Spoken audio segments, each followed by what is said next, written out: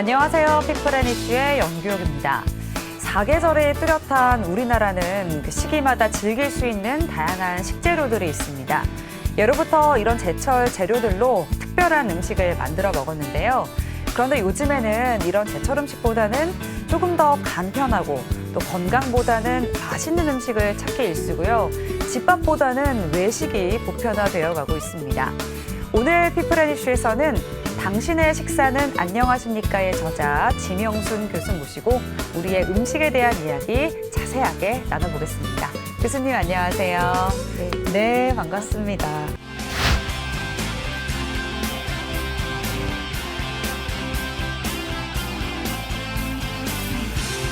교수님의 이력이 굉장히 좀 특이하게, 좀 독특하게 다가오는 것 같습니다. 조리학 박사이시기도 하면서 한의학 박사세요. 네, 설명이 좀 필요할 것 같은데요. 그 사람들이 저한테 네. 묻는 질문이 있어요. 제가 조리를 했는데 한의학을 왜 했느냐. 네. 첫 번째 질문이 그거거든요. 근데 제가 그 한의학을 공부하게 된 동기는 제가 조리 공부를 해보니까 네. 우리 한국 음식의 우수성을 이렇게 설명을 할 때 우린 서양은 보통 칼로리와 영양소 그리고 기능성에 대해서 얘기를 하고 있거든요. 그런데 우리 음식은 그거로만 다 설명이 안 되는 거예요. 너무 많은 거예요, 설명할 게. 네. 네. 그래서 우리 음식이 정말 몸에 좋은 약식동원 음식이다라고 설명을 하고자 할 때 우리 음식은 정말 동양 철학에 의해서 이게 꾸며진 그 밥상이거든요. 그래서 밥상을 차릴 때도 삼첩 반상, 오첩 반상, 칠첩 반상 이렇게 상차림을 구성하고 산에서 나는 거, 그다음에 바다에서 나는 거, 맞아요. 들에서 나는 거 이런 것들을 또 골고루 올리고요. 그다음에 조리법도 다양하게 구이라든가 찜이라든가 뭐 찌개라든가 밥국 뭐 이런 식으로 해서 다양한 조리법을 한 상에 차리게 됩니다. 그래서 그런 것들이 정말 우리 몸에 어떻게 좋은지 그래서 우리의 시각에서 이거를 해석해 보는 게 맞다라고 생각을 해서 제가 한의학을 공부하게 됐습니다. 그럼 확실히 이제 한의학 공부를 하시고 나니까 그 모르고 계셨던 이런 사실들도 많이 알게 되셨을 것 같고 그만큼 네. 우리의 음식의 위대함을 많이 느끼셨을 것 네. 같아요. 그렇죠. 그러니까 우리가 제가 이제 공부를 해보니까 네. 우리는 이제 근 100년 사이에 서양식 교육에 익숙해지다 보니까 네. 모든 것들을 서양식으로 생각하게 됐어요. 그런데 이제 제가 공부를 해보니까 우리 조상님들은 우리가 지금 차리고 있는 밥상의 그 의미와 이런 것들이 다 철학에서 온 거예요. 그래서 음양오행 사상이 어떤 특별한 게 아니었고요. 일상생활에서 그냥 자기가 기본으로 알아야 됐던 그런 상식에 의해서 밥상을 차렸던 거죠. 그런데 우리는 이제 그런 거를 공부할 기회가 없어졌기 때문에 그거를 일부러 공부를 해야 되는 그런 시점이고 그리고 그런 거를 공부를 할 수 있는 어떤 기회라든가 이런 맞아요. 것들이 특별한 학문을 통해서 가능했던 거죠. 그래서 이제 한의학이라는 거를 통해서 공부를 하게 됐고 그리고 이제 이런 밥상들이 우리 건강에 어떻게 좋은가를 우리 한의학적인 측면에서 해석을 해 봄으로써 우리 음식에 대한 해석을 전통적인 우리의 사상에 의해서 해석을 해서 좋은 점을 제가 이제 알리고자 노력하고 있습니다. 네, 사실 이제 왜 그런 말 있잖아요. 한국인은 밥심이다. 그렇죠. 근데 요즘에 밥심이 매우 부족한 사회에 살고 있다라는 걸 많이 느끼게 됩니다. 이제 교수님께서 새로 발간한 책이에요. 이 책이 당신의 식사는 안녕하십니까? 라는 책인데 제가 이 책을 보고 저한테 질문을 해봤어요. 네. 매우 안녕하지 못하더라고요.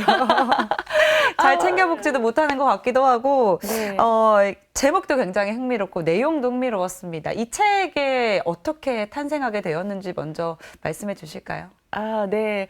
우리는 안녕하십니까를 항상 아침에 일어나면 누구나에게 이제 인사를 하는데 당신의 정말 밥이 안녕한지, 잘 먹고 있는지 이런 거를 묻는 제목이고요. 그거를 하게 된 동기는 제가 이제 그 모 방송사에서 방송 프로그램을 하게 됐어요. 그랬는데 그 주제를 우리 지역에서 나는 그런 산물들 또 우리 지역민들이 먹고 살았던 음식을 절기별로 이제 살펴본 거죠.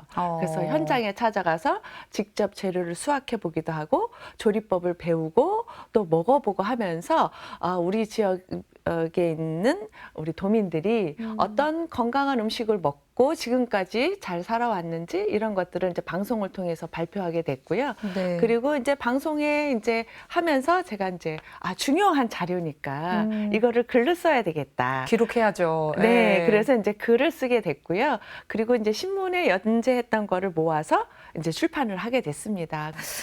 이제 저희가 다 알고 있습니다. 이제 사계절이 뚜렷한 나라에서 살고 있고요. 그렇기 때문에 우리가 각각의 계절마다 만날 수 있는 아주 귀중한 식재료들이 있습니다. 근데 이런 제철 음식을 우리가 뭐 챙겨 먹어야 된다. 말로는 많이 하고 있지만 왜 챙겨 먹어야 되는지 좀 교수님의 의견이 궁금합니다. 네. 이제 우리가 사람이 기가 살았다라는 말을 하거든요. 네, 기가 살아야죠. 그렇죠. 기가 살으셨잖아요. 네, 네. 오늘 뭐 되게 화사하고 그래요? 네. 아름다우신데요. 감사합니다. 네. 우리가 사람이 기가 살았다라고 얘기를 하는데 우리가 기가 살았다라고 하는 에너지는 어디서 오느냐 네. 할 때는 먹거리로부터 오는 거죠. 기가 살아있는 먹거리를 먹어야지만 사람이 기가 사는 거예요. 근데 요즘의 먹거리들은 기가 죽은 먹거리들이 너무 많은 거예요. 예를 들자면 가공된 식품. 맞아요. 예, 또는 인스턴트 식품이라든가 또는 식재료가 건강하게 자라지 않은 거. 그야말로 왜 하우스에서만 물만 줘서 기르는 아주 연약한 식재료들 많잖아요. 네. 그래서 시금치를 예를 들자면 하우스에서 기르면 얘가 힘이 없어요. 데쳐놓게 되면은 풀이 확 죽은데 네. 야상에서 찬바람을 맞으면서 이렇게 자란 시금치는 어때요? 삶아놔도 굉장히 얘가 힘이 있고 먹었을 때도 찰싹지근한 맛이 나고 먹을수록 맛이 나는데요. 우리가 그런 음식을 먹어야 되는데 다 힘이 없는 음식들을 먹으니까 사람들이 영양소는 많이 섭취하고 열량은 높아지기 때문에 살은 쪄서 비만해지는데 힘은 없는 거예요. 기가 살아있는 음식을 먹을 수 있는 방법은 제철에 나는 식재료를 먹는 거예요. 그래서 제철에 나는 식재료라고 하는 것은 땅의 기운을 충분히 받고 그리고 하늘의 기운을 받아가지고 그 영양소를 축적해서 만든 거기 때문에 그 우리의 몸에 필요한 영양소와 열량뿐만이 아니라 기와 미가 살아있는 그런 식재료가 되는 거죠. 그래서 우리가 그런 것들을 먹어야지만 우리가 몸이 건강해지고 또 건강하다는 거를 한의학적으로 표현할 때 기가 살아있는 그런 사람이 된다고 할 수가 있습니다. 와, 그렇게 들으니까 진짜 먹는 게 중요하네요. 우리가 이제 그렇죠. 똑같은 시금치여도 같은 게 아니라 어떻게 자랐느냐에 따라서도 그렇죠. 또 그 음식이 담고 있는 차이가 분명히 있는 것 같은데, 근데 여기서 또 궁금한 게 저희가 이제 뭐 제철 음식, 뭐 절기 음식 사실 이 단어를 이렇게 구분지어서 말하지는 않거든요. 그렇죠. 차이가 좀 있나요, 교수님? 그럼요. 우리 제철 음식 하면은 물론 그 계절에 나오는 거지만 우리가 계절은 사계절로 나누잖아요. 그러니까 단위가 좀 커요. 1년을 4개로 나누는데 그쵸. 절기 음식은 24절기로 나누잖아요. 그러니까 그거를 사계절을 더 6등분해서 한 거기 때문에 보다 더 세밀하게 이거를 나눴다고 할 수가 있고요. 우리가 예를 들자면 봄 같은 경우에는 아주 계절의 변화가 굉장히 빠르게 변하고 있어요. 입춘이 됐을 때는 한겨울이라고 느끼는데 이 여름 끝자락에 그러니까 여름이 시작되는 무렵에 오면 거의 이제 막 기온이 막 여름철 온도로 올라가면서 맞아요. 변화가 크거든요. 네. 그러니까 그럴 때에 절기별로 이 음식을 먹게 되면 더 세밀하게 그 음식을 잘 챙겨서 먹는 거고 그때그때마다 나오는 식재료가 조금씩 다릅니다. 그래서 이제 봄에는 이제 달래 냉이가 맛있지만 너무 좋죠. 이쪽 여름 가까이에 오는 봄은 이제 취나물이라든가 또는 산에서 나는 나물들이 맛있게 느껴지는 거죠. 네. 그쵸. 이제 지금 이제 갑자기 식재료들을 말씀하시니까 이제 먹는 이제 상상들이 막 드는 네. 것 같은데 잠시 뒤에 자세하게 나눠보도록 하고요. 근데 요즘에 보면 이제 저도 이제 TV를 돌리다 보면 진짜 그 먹방 콘텐츠가 굉장히 많고 다양해졌어요. 그만큼 먹는 것에 대한 관심, 흥미가 높다라는 얘기인 것 같기는 한데, 근데 이제 뭐 건강하게 정갈하게 차려놓은 음식보다는 뭐 금방 만들어 먹고 있고 좀 뭔가 자극적이고 이런 네. 음식들을 저부터도 좀 찾게 되는 것 같은데 교수님 이런 현상은 좀 어떻게 보시나요? 요즘은요, 정말 아쉽게도 네. 집에서 집밥이 사라지고요. 맞아요. 네. 테레비에 집밥이 나오고 있어요. 아. 정말 이게 맞는 일인가, 음. 예, 그런 생각을 해보게 되는데요. 우리가 정말 바쁘잖아요. 이렇게 여성분들도 직장 생활을 해야 되고, 그리고 바쁜 일상을 지내다 보니까 집에서 밥할 기회가 정말 사라지고 있어요.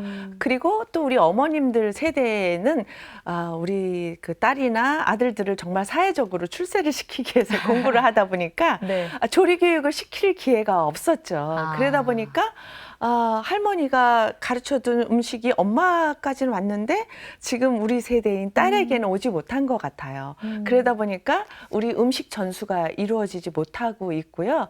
그러다 보니까 그냥 편리하게 쉽게 사 먹는 음식을 선택하게 되고 또 그런 선택한 음식이 입에 맛있으면 좋은 거예요. 우리 몸에 들어가서 내가 정말 기가 살리는 음식이라는 생각까지 못하게 되는 거죠. 그러다 보니까 맛있는 음식만 찾게 되게 되고 그러다 보니까 요즘 보면 생활 습관병에 걸린 사람들이 너무 많아요. 네. 그래서 당뇨, 맞아요. 고혈압, 비만 이런 병들이 사회적으로 문제가 되고 있는 그런 실정에 이르르고 있습니다. 네, 진짜 저 같은 경우에도 바쁘니까 뭐 대충 한 끼 때워서 먹기도 하고 그 요즘에 왜 그 마트나 이제 시장 같은 데 가면 그 간편식 같은 것도 네. 굉장히 많이 잘 나와 있고 집밥보다는 외식이 되게 잦은 그렇죠. 시대잖아요. 예, 그래서 사람들이 보면 요즘은 요리를 맛있게 하는 정보가 네. 정보가 아니고요. 네. 요즘은 맛집 정보가 정말 인터넷이라든가 맞아요. 검색어에 올라오고 있거든요. 네. 그만큼 사람들이 식재료라든가 조리법에 대한 관심보다는 쉽게 맛있는 곳을 찾아갈 수 있는 그런 외식 업체를 찾고 있다는 거죠. 지금부터는 이 우리가 가진 한식이라는 한식의 위대함, 중요성에 대해서 조금 더 이야기를 나눠보고 싶은데요. 이제 과거에 교수님께서 그 케이블 프로그램 한식 대첩에 출연을 하셨어요. 네. 그 프로그램이 이제 각 지역별로 뭐 충청도, 전라도, 경상도 이렇게 나뉘어가지고 이제 음식을 만들고 경연하는 프로그램이긴 했었는데 그때 우리 충북의 시청자들이 놀랐던 건 네. 우리 충북 지역에 이런 음식이 있었구나. 이런 음식이 우리 충북을 대표할 수 있는 음식이었구나. 저도 좀 많이 놀랐던 것 같은데, 우리 충북이 갖고 있는 그 지역적인 특성이 있다면 뭐가 있을까요? 그러니까 우리 지역은 이제 그 바다가 없는 유일한 그 도잖아요. 네. 그래서 바다가 없다는 게 아쉽지만 또 어떻게 보면 사통 발달에 교통이 발달되어 있는 지역이다 보니 많은 사람들이 왕래가 이루어지는 곳이기도 합니다. 네. 그래서 어떻게 보면 제가 늘 주장하는 것은 과하지도 않고 덜하지도 않은 그런 거거든요. 그래서 우리가 음식의 중용이라고 얘기를 하는데요. 여러 사람들이 모이다 보니까 여러 사람들의 음식이 여기서 충북 지역의 식재료로서 다시 탄생했다. 저는 그렇게 얘기를 하거든요. 네. 그래서 그러면서 또 우리 지역의 특징인 너무 화려하지도 않고 그리고 맛이 강하지도 않고 그러면서 자연스러운 맛을 살리는 그런 조리법이거든요. 그래서 요즘 얘기하면 그게 자연스러운 음식, 뭐 내추럴한 음식의 대표라고 할 수가 있고요. 또 웰빙 음식의 대표라고 할 수가 있습니다. 그래서 요즘 건강을 많이 생각하는 사람들은 너무 짠 것도 싫어하고 너무 매운 것도 싫어하는데 우리 지역의 음식이 맵지도 않고 짜지도 않기 때문에 우리에게 건강을 주는 음식이다. 그 요즘 시대 트렌드에 맞는 음식이 우리 지역의 음식이 아닐까. 저는 그렇게 주장하고 있습니다. 우리가 이제 왜 뭐랄까요? 지역마다 사람들도 특색이 있잖아요. 그렇죠. 우리 충북인의 특색에 맞게 음식도 그런 그렇죠. 특색을 갖고 있다라고 생각이 될 것 같은데 그러면 예를 들어서 대표적으로 우리가 알고 있는 음식 뭐가 있을까요, 교수님? 우리 지역에서 김치 담을 때는 젓갈 많이 쓰지 않고요. 우리 지역에서 많이 나는 그런 그 산에서 나는 재료라든가 과일이라든가 뭐 이런 거를 넣어서 좀 시원한 맛을 살리는 그런 김치들을 많이 하고 있고요. 그리고 또 우리 지역에서 보면 고기와 채소의 결합이 아주 잘 돼 있는 것 같아요. 그 음식을 만들 때 반드시 육류를 먹으면 채소를 같이 넣어서 먹어야지만 이제 우리가 밸런스가 맞거든요. 그러면은 우리가 뭐 육개장도 우리 지역에서 유명한데 육개장 끓일 때 다양한 종류의 그런 버섯을 넣고 끓인다던가 또는 버섯 요리에 고기를 조금 넣어서 또 요리를 한다던가 그리고 요즘 건강 음식의 트렌드인 그런 나물 종류의 음식이 많잖아요. 그래서 산에서 나는 나물이라든가 들에서 나는 나물이라든가 이런 것들을 식탁에 자주 올리고 있고요. 더 바다가 없는 대신 그 민물에서 나는 강과 냇물에서 나는 그런 생선들을 이용해서 단백질을 보충하는 그런 식사를 해서 건강을 유지했다고 할 수가 있습니다. 네, 그렇군요. 아, 이제 4계절, 24절기로 나누어서 우리가 절기에 꼭 챙겨 먹어야 되는 음식들이 있습니다. 지금부터는 계절별로 조금 살펴볼까 하는데요. 저희가 뭐 24절기 다 자세하게 볼 수는 없겠지만 이제 계절로 나뉘어서 좀 이야기를 나눠보겠습니다. 먼저 이제 봄이에요. 아까도 네. 이제 냉이, 달래 말씀해 주셨는데 저는 개인적으로 그 냉이 넣은 된장국을 진짜 좋아하거든요. 근데 너무 그렇죠. 맛있잖아요. 그때 봄이 될 때 맛있잖아요. 맞아요, 또 맞아요. 겨울에 사실 봄이라고 하는 계절은 이제 한겨울을 지나고 난 다음이에요.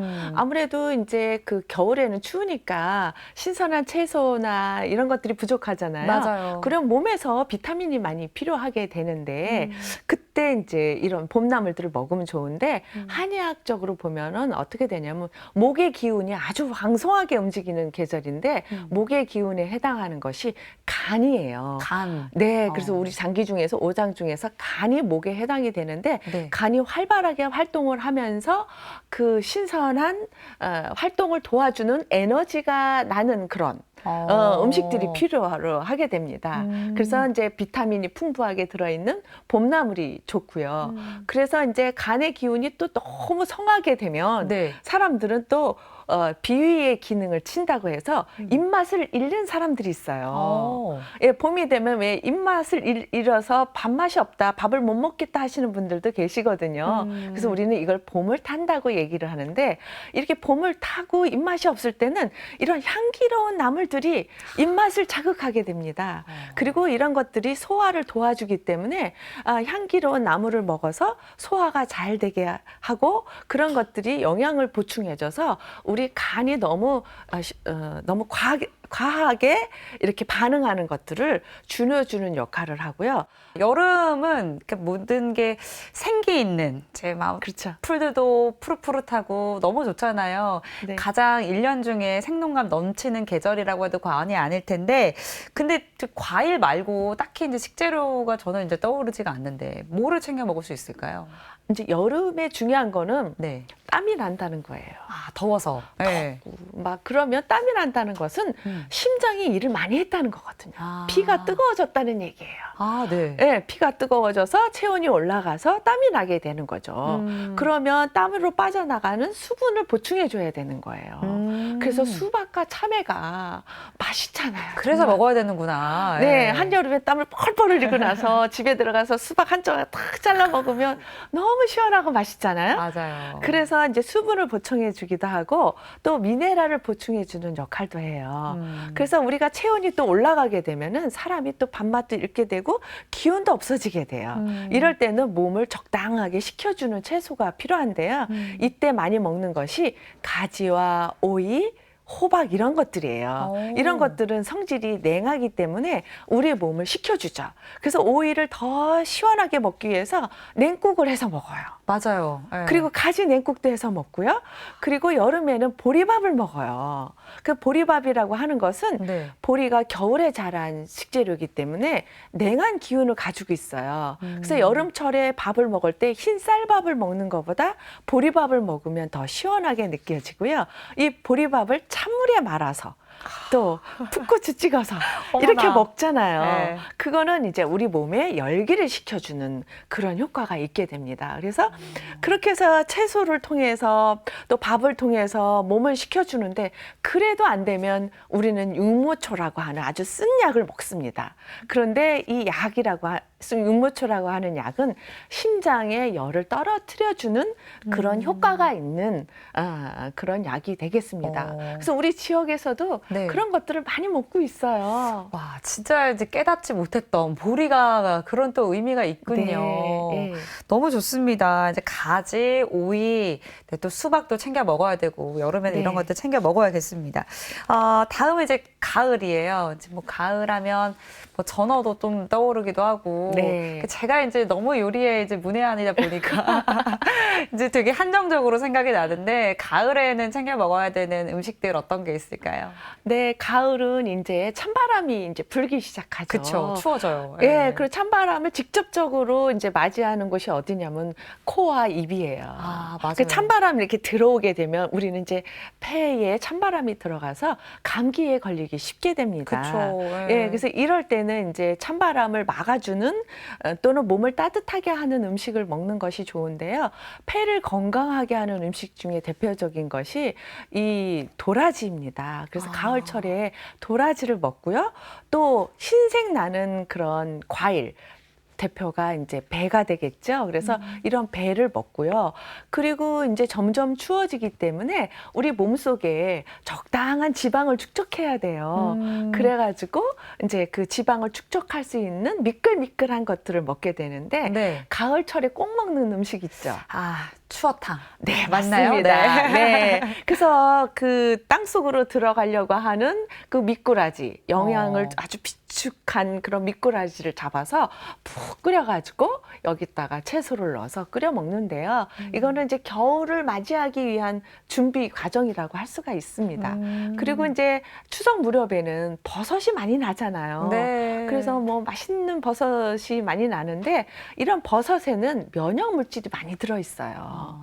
예, 그래서 제가 영동에 가서 네. 버섯도 따보기도 했는데 네. 예, 아주 향기롭고 맛있기도 하는데 또 면역력도 높이는 데 도움이 되기 때문에 가을에 그런 버섯을 먹어주는 것도 좋은 방법이 되겠고요.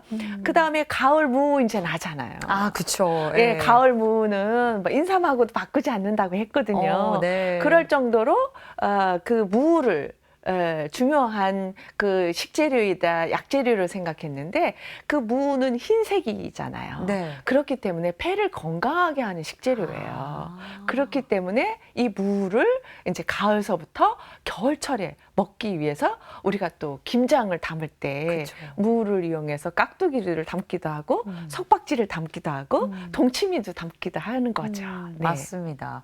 아, 그러니까 폐를 보호하기 위해서 이제 배랑 무랑 도라지 이런 네. 것들을 챙겨 먹는 것도 굉장히 중요할 것 같고 거기도 버섯까지. 네. 네.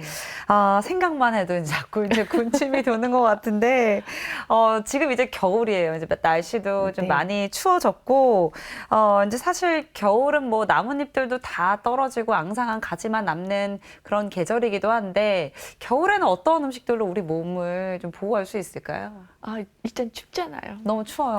예. 예, 우리가 담요를 덮어주고 따뜻한 옷을 입어야 되는 것처럼 네. 우리 몸에도 그런 역할을 해야 되죠. 그래서 몸을 따뜻하게 덮여줄 수 있는 그런 식재료를 먹으면 좋은데요. 이때 나오는 것이 생강이에요. 생강. 예, 생강은 정말 열한 성질을 가지고 있기 때문에 생강차를 한 잔만 마셔도 몸이 후끈 달아오르면서 따뜻해지는 거를 느낄 수가 있잖아요. 그래서 이제 생강차를 먹으면 좋고요.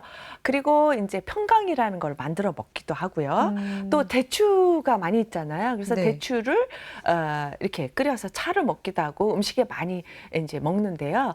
아, 이 대추는요, 마음을 안정시켜주는 효과가 있어요. 그리고 잠을 잘 오게 만들어요. 그렇기 때문에 겨울이라는 밤이 길어서 잠이 안 온다고 하시는 분들한테 대추가 약이거든요. 아, 그래요? 예, 그래서 대추를 이용한 음식도 좋고 또 겨울철에 추우니까 아무래도 면역력이 약해져서 아까 제가 감기에 많이 걸리는데 맞아요. 이럴 때는 뿌리 채소. 뿌리채소. 연근이라든가 우엉이라든가 이런 것들도 면역력을 높이는데 좋은 식재료가 되겠고요. 겨울철이 되면 네. 움직이기가 싫어요.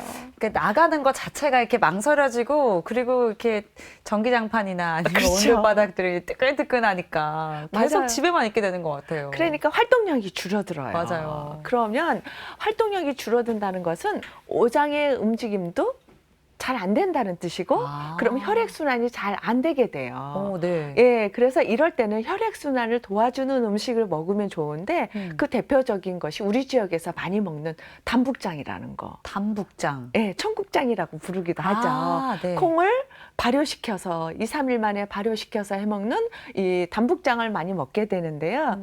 이 담북장에는 그 혈액 응고를 억제해주는 혈액 응고를 방지해주는 그런 성분이 나토키나제라는 성분이 들어있어요. 그래서 우리가 이제 겨울철에 고혈압 환자들이 많이 이렇게 불행한 사건을 당하기도 하는데 네네. 그거를 방지하는 효과로서 아주 잠북장이 최고라고 할 수가 있죠. 진짜 음식이 약이네요. 그렇죠? 그렇죠. 약으로 쓰이는 음식이 바로 이 절기 음식들이 아닐까 이런 생각들이 들어요. 그리고 아기 있으시잖아요. 네. 아기는 잠을 많이 자야지 크잖아요. 그렇죠. 네. 그런데 아기가 크는 계절이 겨울이에요.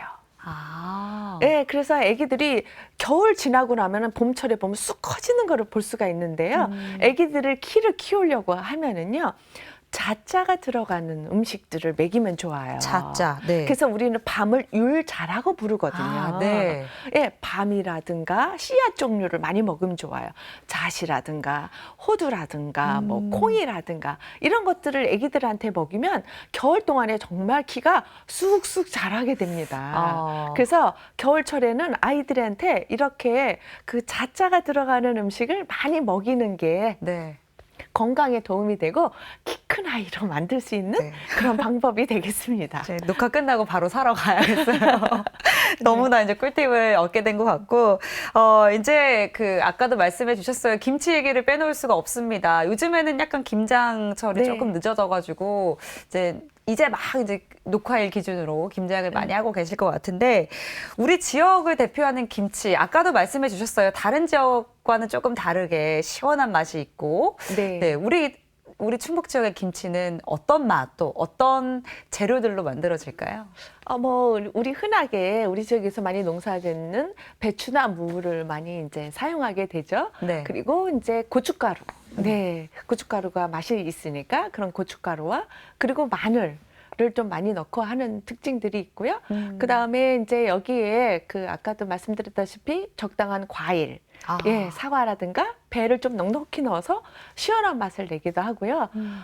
그래서 알타리 김치도 이제 많이 담그시게 되는데 알타리 김치 아마 먼저 담으셨을 거예요. 예, 그래서 먼저 맛이 들면서 이제 알타리 김치 맛있게 드실 거고요. 그 다음에 이제 파김치를 담그기도 하시고, 예. 겨울철에 정말 감기 예방에 좋은 게 파김치거든요. 그래요? 예, 네. 파를 먹으면 아주 면역력이 높아지기 때문에요. 예, 파김치를 담아서 먹는 방법도 좋고요. 그리고 이제 우리 지역의 특징이라고 하면은 김장김치를 담을 때도 이게 먼저 먹을 것하고 나중에 두고 먹을 것하고 양념 맛이 달라요. 그 우리가 김치를 담아 보면 왜 금방 해서 먹는 그 맛이 있잖아요. 너무 맛있죠. 예, 이럴 때는 양념도 진하게 쓰고요. 그리고 뭐 부재료들도 많이 넣어서 이렇게 맛을 내요. 그럼 금방 먹었을 때 맛이 있는데 오래 두고 먹을 거는 양념을 많이 쓰게 되고 부재료가 많이 들어가면 빨리 쉬어져요. 그렇기 때문에 양념은 적게 쓰고 그다음에 부재료들도 적게 써가지고 오랫동안 이제 맛을 들여서 이제 겨울이 끝나갈 무렵에 입맛이 없어질 때 그 무곤지를 꺼내가지고 또 한 번씩 먹으면 또 산뜻한 맛이 나고 그거를 이용해서 만두를 만들기도 하고 또는 김치찌개를 끓이기도 하고 뭐 이렇게 그 맛을 달리하는 그런 음식 김치를 담는다는 게 이제 특징이 되겠습니다. 그러니까 똑같은 김치가 아니라, 그렇죠? 우리가 바로 먹을 것과 나중에 먹을 걸 좀 분리해서 담가야 된다. 그렇죠. 네. 근데 교수님도 이제 김장을 하실 거 아니에요. 네. 혹시 이제 교수님이 하시는 김장의 팁 같은 게 있으면 제가 좀 배워보고 싶은데, 댁에서 김장 어떻게 하세요? 저희 가족들은 이제 김치를 되게 좋아해요. 예. 근데 이제 또 그 요즘 아이들은 매운 것도 너무 싫어해서요. 백김치를 제가 꼭 담거든요. 그래서 백김치를 담을 때는 제가 국물을 할 때는 표고버섯, 다시마도 넣고 그리고 거기다가 고추씨도 약간 넣고 예 그리고 이제 그 사과, 배 이런 것도 넣지만 그런 껍질들도 다 넣어가지고 끓여가지고 그 국물로 네. 이제 백김치 국물을 만들어요. 아, 예. 육수물이 들어가는군요. 네, 그렇게 해서 하면은 보다 더 시원한 맛이 나고 감칠맛도 나고 이렇게 맛있게 됩니다. 그리고 이제 거기 속재료로 무나 배를 좀 넉넉히 썰어서 넣고요. 또 잣도 넣고요. 아. 네, 이렇게 해서 이제 백김치를 담아서 꼭 돌로 눌러 두었다가 맛이 들면 예, 얼른 이제 꺼내 먹는데 백김치는 오래 두고 먹으면 맛이 없어요. 아, 금방 먹어야 되는구나. 네, 예. 그래서 맛이 들면 그냥 이웃하고 막 나눠서 먹고요. 그 국물에 이제 국수를 말아 먹기도 하고, 그거를 썰어서 비빔국수를 만들어 먹기도 하고, 와. 이렇게 하고요. 또 저희 집에서 담는 이제 김치 중에 특별한 거는 무청 김치를 담아요. 무청 김치. 네, 그래서 무 잎만 이렇게 네. 모아가지고 그거를 이제 절여요. 오. 그런 다음에 양념을 좀 진하게 이렇게 해가지고 꾹꾹 눌러서 두었다가 이제 맛이 충분히 들면 이제 그때 꺼내서 먹거든요. 그래서 저는 이제 그거를 이용해서 돼지 갈비찜도 하고요. 네. 그다음에 고등어 조림도 만들고요. 그러면 맛있고 그것도 없다 할 때는 이제 늙은 호박도 넣어가지고 예 이렇게 찌개를 끓여 먹기도 합니다. 그리고 이제 또 많이 해 먹는 게 이제 뭐 깍두기라든가 네. 뭐 이런 것도 필수적으로 새우젓 좀 넣고 네. 이렇게 먹으면 저 가끔 이제 한겨울에 설렁탕 같은 거 먹으면 네. 맛있잖아요. 그렇죠. 깍두기랑 맞아요. 석박지 막 이렇게 먹는 게 맛있고 네. 석박지를 제가 따로 담을 수 없으면 그냥 배추김치 담을 때 넉넉히 아, 무를 같이. 넣고 네. 담았다가 이렇게 먹으면 맛있는데 그거를 이렇게 젓가락으로 쿡 찔러가지고 밥 먹을 때 이렇게 하나씩 먹으면 아우. 정말 맛있게 먹을 수가 있어요. 네, 진짜 사실 우리 뭐 김치 하나만 맛있는 거 있어도 밥 한 공기는 먹을 수 있잖아요. 그만큼 네. 우리 음식이 갖고 있는 하나의 뭐 자부심이 될 수도 있을 것 같다라는 생각이 드는데요. 이렇게 이제 음식 얘기를 많이 했습니다. 이런 음식들과 우리가 가까이 하는 거 우리 건강을 위해서도 굉장히 중요한 일이겠죠, 교수님. 그럼요. 그래서 우리가 이제 그 제철 나는 재료가 좋다, 아니면 절기 음식을 먹는 게 좋다. 그래서 제가 이제 책에서 썼듯이 사람들이 계절 감각이 없어지고요. 정말 집에서 집밥이 사라지고 있고 할머니의 음식을 잊혀져 가고 있고 정말 빠른 생활을 하고 있는데 우리가 어떻게 그 제철에 나는 기가 살아있는 맛이 살아있는 음식을 먹음으로써 우리가 건강을 어떻게 지켜야 될 것인가를 생각하는 기회를 가졌으면 좋겠다. 그러면서 이 책을 이제 한 꼭지 읽으면서 오늘 날이 추운데 점심에 밥 먹고 난 다음에 커피보다는 생강차를 한번 먹어볼까? 또는 우리가 설탕이 들어간 것도 좋지만 조청을 고아서 먹으면 몸을 따뜻하게 할 수 있다는데 조청을 좀 먹을까? 뭐 이런 생각을 할 수 있는 거. 그리고 또 이렇게 날이 추워지니까 이럴 때는 이제 명태도 나오잖아요. 그래서 명태를 이용해서 매운탕 끓여가지고 우리 남편 술안주로 줘볼까? 이런 생각을 할 수 있으면 좋겠다. 네. 그런 기회를 제공했으면 좋겠다. 그런 생각을 합니다. 네, 정말 그 음식이 전부입니다. 그렇죠. 우리를 그렇죠. 구성하고 있는 거 다 이제 음식이 만드는 건데요. 아마 오늘 방송을 보시면서 나도 진짜 이제 집밥을 제대로 해 먹어야겠다 이런 분들 많으실 것 같아요. 저도 그런 생각이 드는데 엄두가 안 나는 게 사실입니다. 맞아요. 그렇죠. 이렇게 올바른 밥상 문화를 만들기 위해서 어떤 노력들이 필요하다고 보세요? 뭐 여러 가지 방법이 있겠는데요. 저는 재래시장을 가라고 추천해드리고 싶어요. 우리 큰 마트에 가면 마트는 계절 감각도 없고 매일 나온 식재료가 그대로 나오는 것 같아요. 재래시장에 가면 그때그때 나오는 재료들이 나오고 있고요. 또 시골 할머니들이 이렇게 가지고 나와서 팔고 있는 것들이 있어요. 요즘 같은 때는 뭐 늙은 호박도 팔고요. 그리고 늙은 호박을 타서 말린 호박꼬지도 팔고요. 또 할머니가 봄, 여름에 또 가을에 말려놓은 그런 나물들도 나오고 있고요.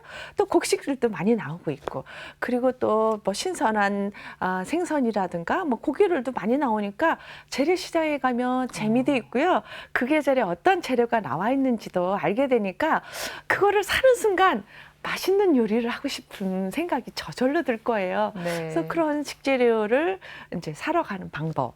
그리고 또 그거를 이제 놀이 삼아. 네. 요즘은 다들 바쁘니까 맞아요. 평상시에 요리를 너무 집중할 시간이 없잖아요. 그럴 때 우리 아이들 데리고 놀이 삼아 그런 공간에 가서 같이 보고 같이 얘기도 하면서 하면은 그것이 하나의 놀이가 되고 또 집에 와서 요리를 하게 되면 자연스럽게 우리 아이들에게 음식 만드는 게 전수되기도 하고 그거를 함께 가족이 나눠 먹게 되면은 가족 모두가 건강하게 되는 거죠. 기사는 음식을 먹게 되는 거고요. 그렇죠. 그쵸? 기사는 음식을 먹어야지만 바깥에 나가서 기가 살게 그렇죠. 에너지가 넘치게 일도 할 수 있는 거고 그리고 또 공부도 할 수 있는 거죠. 네, 맞습니다. 정말 삶의 원동력이 되는 게 바로 음식입니다. 이제 이런 음식들 우리가 지금부터는 의식적으로라도 챙겨 먹어야 될 것 같은데요. 교수님 마지막 질문이 될 것 같습니다. 앞으로의 계획에 대해서 한 말씀 부탁드릴게요. 네, 그래서 우리가 먹어왔던 먹거리들이 또 우리 지역에서 먹어왔던 먹거리들 그리고 지금 나오고 있는 우리 식재료들이 얼마나 중요한가 그리고 그런 것들을 왜 먹었는지를 제가 이제 한의학적인 측면에서 또 그동안 배운 영양학 지식 측면에서 사람들에게 알려줌으로써 그거에 대한 가치를 다시금 인식하게 해서 많은 사람들이 우리 전통 음식을 보다 더 좋아하게 했으면 좋겠고 더 큰 바람은 그거를 만들 수 있는 기회를 더 많이 갖게끔 하는 모티브를 제공했으면 좋겠다 그런 생각을 합니다. 네, 오늘은 진영순 유원대학교 교수님과 함께했습니다. 교수님 오늘 말씀 감사합니다. 네, 감사합니다. 네, 이렇게 음식을 먹는데도 골든타임이 있습니다. 이 절개 음식으로 질병을 예방하고 또 치료할 수도 있다고 하는데요. 시청자 여러분께서도 자연의 기운을 듬뿍 받은 음식을 먹으면서 환경의 변화에 우리 몸이 적응할 수 있게 도와주는 건 어떨까요? 오늘의 피플앤 이슈는 여기서 마칩니다. 시청해주신 여러분 고맙습니다.